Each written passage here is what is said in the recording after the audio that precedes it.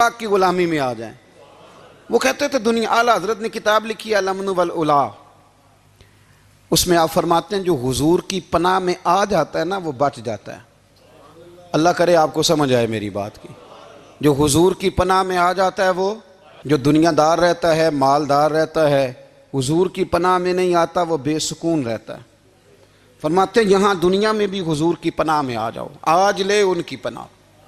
اور آج دلیل آپ نے ابن ماجہ کی حدیث لکھی ہے، حضرت تمیم داری حدیث کے راوی ہیں، اعلیٰ حضرت نے لکھی ہے، فرماتے ہیں جو حضور کی پناہ میں آیا بچ گیا۔ دلیل دیتے ہیں، فرمایا انسان تو انسان، جانور بھی آتے تھے تو بچ جاتے تھے۔ حضرت تمیم داری رضی اللہ تعالیٰ عنہ فرماتے ہیں کہ ہم کھڑے تھے، ایک اونٹ دوڑتا ہوا آیا، نبی کریم صلی اللہ علیہ وسلم کے پہلے اس نے قدموں پہ سجدے کیے۔ صحابہ کہنے لگے حضور ہمیں بھی اجازت دیں، فرمایا وہ تو بے زبان ہے، اسے تو پتہ کوئی نہیں، پیش نظر ہے وہ نو بہار، سجدے کو دل ہے بے قرار، روکیے سر کو روکیے یہی تو امتحان ہے۔ فرمایا اسے کیا پتا، تم تو مکلف ہو شریعت کے، تمہیں اجازت نہیں ہے۔ اور اعلیٰ حضرت نے دو ٹوک لکھا ہے، فرمایا سوائے خدا کے کسی کو تعظیمی سجدہ بھی حرام ہے۔ یہ نوٹ کر لیں میری بات۔ اور اعلیٰ حضرت نے فتاوی رضویہ میں لکھا ہے کسی قبر پہ جاؤ تو 4 ہاتھ دور کھڑے رہو۔ اللہ کرے آپ کو سمجھ آئے، کتنے ہاتھ؟ 4 ہاتھ دور کھڑے رہو، سورۃ فاتحہ پڑھو، درود شریف پڑھو، جس قبر پہ گئے ہو ان کی روح کو اصال ثواب کرو، ان کے وسیلے سے دعا مانگو۔ اعلیٰ حضرت فرماتے ہیں قبر کو سجدہ بالاتفاق حرام ہے، طواف قبر کا کرنا بالاتفاق حرام ہے، بوسہ لینے میں اختلاف ہے کہ جائز ہے کہ ناجائز ہے، لیکن بوسے سے بھی چونکہ شک پڑتا ہے تو فرماتے ہیں احمد رضا کی رائے یہ ہے کہ بوسہ لینے سے بھی بچا جائے۔ وہ آ گیا تو اس سے اگلی باتیں کرتا ہے، بس خاموش رہ، باادب رہ اور پیچھے رہ۔ تو حضرت تمیم داری کہتے ہیں یہ حدیث اعلیٰ حضرت نے لکھی ہے الامن والعلا میں، فرماتے ہیں کہ اونٹ نے پہلے سجدہ کیا، قدم چومے، پھر اس نے حضور کے کان میں کوئی بات کہی، روزے دے دوالے نے غلامہ دیاں ٹولیاں، ایک پہ سن دے کروڑاں دیاں بولیاں، یعنی اونٹ نے بات کی تو حضور نے وہ بھی سن لی۔ اعلیٰ حضرت کہتے ہیں جو پناہ میں آتا ہے بچ جاتا ہے۔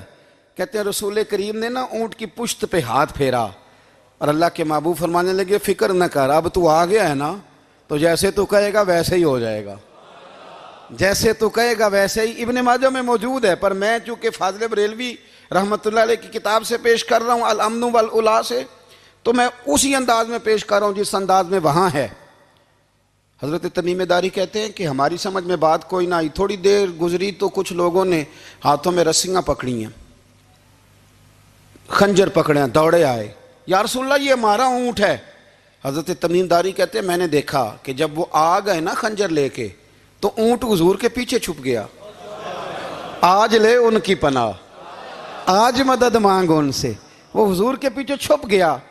تو کہتے ہیں کہ نبی کریم صلی اللہ تعالیٰ علیہ وسلم نے فرمایا کیا مسئلہ ہے بھائی؟ یا رسول اللہ ہمارا اونٹ ہے، ذبح کرنے لگے تھے دوڑا ہے۔ تو حضور فرمانے لگے وہ تو تمہاری شکایت کر رہا ہے۔ وہ کہتا ہے یا رسول اللہ میں نے برسوں ان کی نوکری کی، برسوں میں نے بڑی نوکری کی۔ صحیح کہتا ہے یا رسول اللہ؟ ٹھیک کہتا ہے حضور، اب بوڑھا ہو گیا ہوں، تھوڑا زیادہ بوجھ نہیں اٹھا سکتا تو مجھے ذبح کر کے کھانا چاہتے ہیں، میں مرنا نہیں چاہتا۔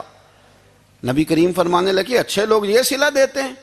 انہوں نے عرض کی حضور آپ حکم کر دیں، ہم اس کو چھوڑ دیتے ہیں یا رسول اللہ، نہیں ذبح کریں گے، خدمت کریں گے۔ حضور فرمانے لگے نہیں، اب میرے پاس آیا ہے نا، اب میں نے واپس نہیں کرنا، آج ہو گیا ہے، آج لے ان کی پناہ، آج مدد مانگ ان سے، آج ہو گیا یا رسول اللہ پھر رکھ لیں۔ حضور نے فرمایا نہیں بھائی پیسے بتاؤ کتنے ہیں؟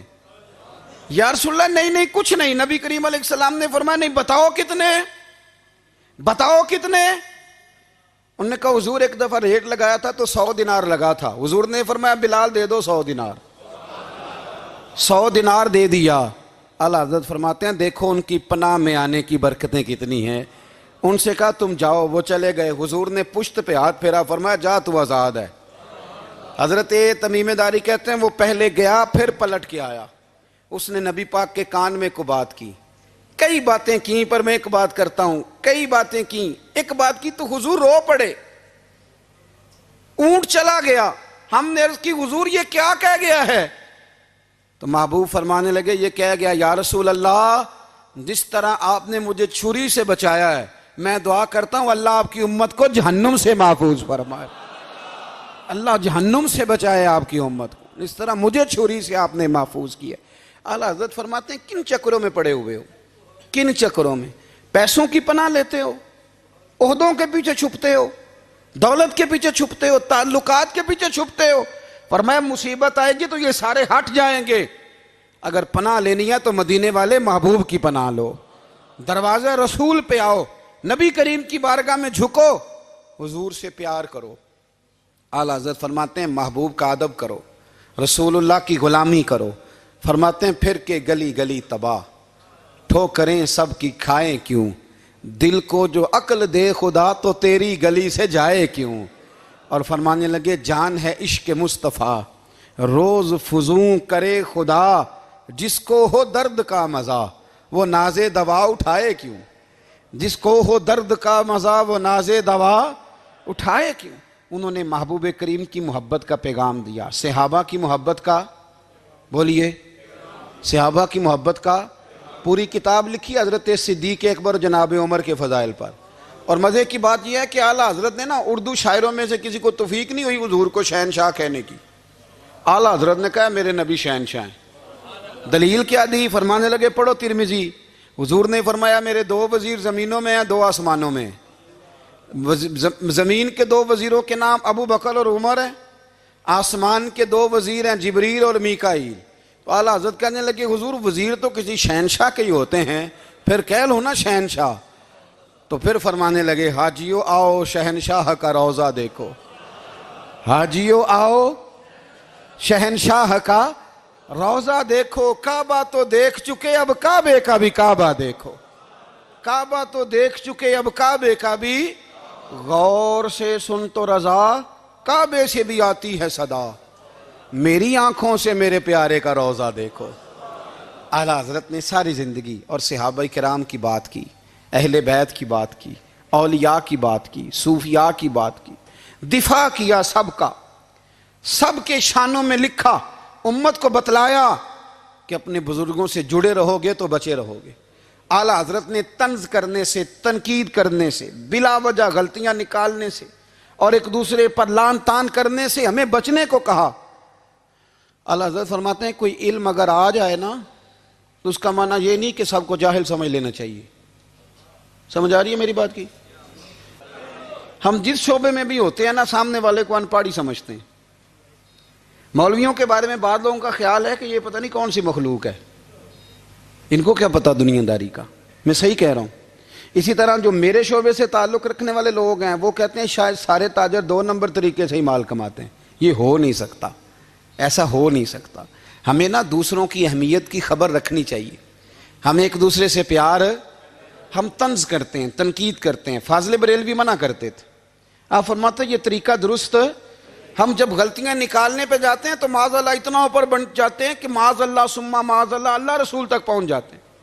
اعلیٰ حضرت کے زمانے میں ایک شخص نے کہہ دیا نبی پاک کا خیال آئے تو نماز ٹوٹ جاتی ہے۔ عقل ہے نا جی، جہاں مرضی لے جاؤ۔ وہ کہنے لگا جی میں نے خالص اللہ کے لیے پڑھنی ہے نا فلسفہ عجیب، نبی پاک کا خیال آئے تو نماز۔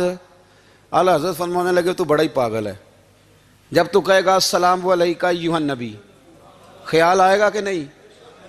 فرمانے لگے تو بڑا ہی نادان ہے، جب تو کہے گا اللہم صلی علی محمد وعلی خیال آیا کہ نہیں آیا؟ فرمانے لگے تو نبی پاک کی بات کرتا ہے، نماز میں تو ابا اماں کا بھی خیال آتا ہے، ربنا اغفر لی والدیّ۔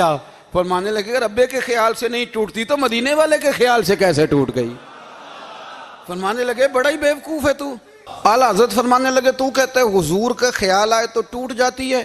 فرمانے لگے جب تک حضور کا خیال آئے نہ نماز ہوتی نہیں، جب تک حضور کا خیال نہ آئے نماز ہوتی نہیں، سوال ہی نہیں پیدا ہوتا۔ لوگوں نے کہا جناب وہ کس طرح؟ تو اعلیٰ حضرت فرمانے لگے اللہ نے کہا قرآن میں واقعی الصلاۃ نماز پڑھو، یہ نہیں بتایا کتنی پڑھنی ہے، اور یہ بھی نہیں بتایا فجر کی کتنی پڑھنی ہے، یہ بھی نہیں بتایا ظہر کی، یہ بھی نہیں بتایا قیام کیسے کرنا ہے، ہمیں یہ بھی نہیں بتایا رکوع کیسے کرنا ہے۔ ہمیں پتہ کیسے پتہ چلا؟ جب صحابہ نے کہا نا رب کہتا ہے نماز پڑھیں تو کیسے پڑھیں، تو حضور فرمانے لگے سلو کما رأیتمونی اصلی، نماز اس طرح پڑھو کرو جس طرح مجھے پڑھتے ہوئے دیکھتے ہو۔ تو کہا یہ تو کیسی عجیب بات کر رہا ہے کہ نبی کریم صلی اللہ علیہ وسلم کا خیال آئے۔ اور پھر بڑی مزیدار بات، ایک شخص نے اعلیٰ حضرت سے آ کے نا، اس زمانے میں نا ایک آریہ مذہب ہوتا تھا، اب اللہ کا شکر ہے وہ کوئی نہیں، اب ویسے جو بڑے نئے نئے مذہب نکل آئے ہیں، جو آدمی جتنا پڑھ جاتا ہے معاذ اللہ وہ ایک نئی بات ہی شروع کر دیتا ہے، اور جو انوکھی بات کرے اس کے پیچھے رش بھی زیادہ ہو جاتا ہے، سٹائل ذرا ہٹ کے ہو نا جی تو ذرا ماحول جلدی بن جاتا ہے۔ تو وہ آریہ مذہب تھا، تو وہ ایک آریہ آ گیا اعلیٰ حضرت کے پاس، آ کے کہنے لگا کہ فرض کی اہمیت زیادہ ہے کہ سنت کی؟ تو اعلیٰ حضرت فرمانے لگے بھئی اہمیت تو فرض کی زیادہ ہے۔ تو کہنے لگے آپ کا وضو تو پھر سنت سے شروع ہوتا ہے، وضو میں پہلا فرض ہے منہ دھونا، اور آپ سب سے پہلے ہاتھ دھوتے ہیں، یہ بھی سنت، ناک میں پانی ڈالنا یہ بھی، کلی کرنا یہ بھی۔ میری بات کی سمجھ آ رہی ہے؟ اس نے کہا یہ آپ عجیب لوگ ہیں، فرض اگر بڑا ہے تو پہلے فرض ہونا چاہیے تھا۔ سمجھ آ رہی ہے میری بات کی؟ لوگ دین پر بڑے بڑے مختلف اعتراضات کرتے ہیں نا، اس نے کہا جی پہلے ہونا چاہیے تھا فرض، تو منہ دھونا فرض ہے، آپ نے گھٹنوں تک ہاتھ دھوئے، اب یہ جو آپ نے ہاتھ دھو یہ بھی سنت، کلی کری تو وہ بھی سنت، ناک میں پانی ڈالا تو وہ بھی سنت، تو آپ تو چوتھے نمبر پہ فرض ادا کر رہے۔ تو اعلیٰ حضرت فرمانے لگے تم اصل میں محبوب کا غلام نہیں نا، ہاں تجھے کیا پتا ہو یہ بات کیا ہے، تو بیٹھ جا ہم سے سن، ہم تجھے بتاتے ہیں۔ اس نے کہا جی کیا مطلب؟ فرمانے لگے یہ محبوب جو ہے نا ہمارے، یہ ہمیں بڑی جگہوں سے بچاتے ہیں، یہ بچا بچا کے فرائض تک لے جاتے ہیں۔ کیا مطلب؟ کہنے لگے حضور نے ہمیں کہا ہے کہ پہلے نا ہاتھ دھو لو، پتہ چل جائے پانی زیادہ گرم تو نہیں، منہ جالی نہ جائے، پہلے نا دیکھ لو۔ فرمایا پھر ناک میں ڈال کے پتہ کرا لو کہ اس میں سے بدبو تو نہیں آتی، سنت بھی ادا ہو گئی، پتہ بھی چل گیا بو تو نہیں آ رہی۔ اور فرمایا پھر منہ میں ڈال کے چکھ لو کہ بد ذائقہ تو نہیں۔ اب یہ 3 سنتیں ادا کر کے تم فرض ادا کرو گے تو اللہ بھی راضی ہوگا، اللہ کے رسول بھی راضی ہوں گے۔